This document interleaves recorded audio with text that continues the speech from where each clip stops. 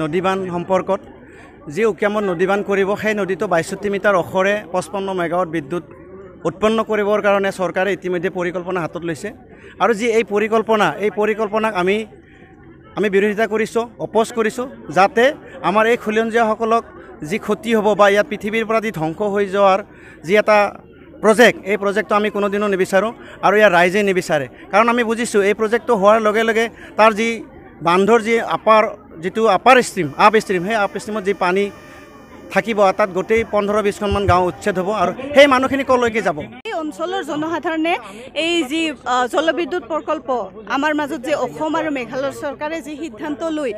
কলচী নদীত উকিয়ামত যি জলবিদ্যুৎ প্ৰকল্প স্থাপন কৰিব ওলাইছে গতিকে আমি সেই প্ৰকল্প বিচৰা নাই যিহেতু জনসাধাৰণে ৰাইজে যিহেতু ৰজা আৰু আমাৰ জনসাধাৰণে যিহেতু তেওঁলোকৰ লগত থাকি তেওঁলোকক সমৰ্থন জনায় এই অঞ্চলত যি তেওঁলোকৰ চৰকাৰক সমৰ্থন কৰি আহিছিলে গতিকে তেওঁলোকে জনসাধাৰণৰ ক্ষতি হোৱা কাম যিহেতু আমাক চাপি দিছে যি প্ৰকল্প সেই প্ৰকল্পৰ বিৰোধিতা কৰি আজি আমি ইয়াত দল সংগঠন আমি উপস্থিত হৈছোঁ গতিকে আহি থকা দিনত যাতে তেওঁলোকে জনসাধাৰণৰ ক্ষতি হ'ব পৰা এনেকুৱা সিদ্ধান্ত নলয় জনসাধাৰণক যাতে জলমকৈ তেওঁলোকে সিদ্ধান্ত যি জলবিদ্যুৎ প্ৰকল্পৰ সিদ্ধান্ত সেই সিদ্ধান্ত যাতে চাপি নিদিয়ে তাৰ বাবে আহ্বান জনাইছোঁ। আমি এইকাৰণে দলিবলৈ ওলাইছোঁ আমি যিহেতুকে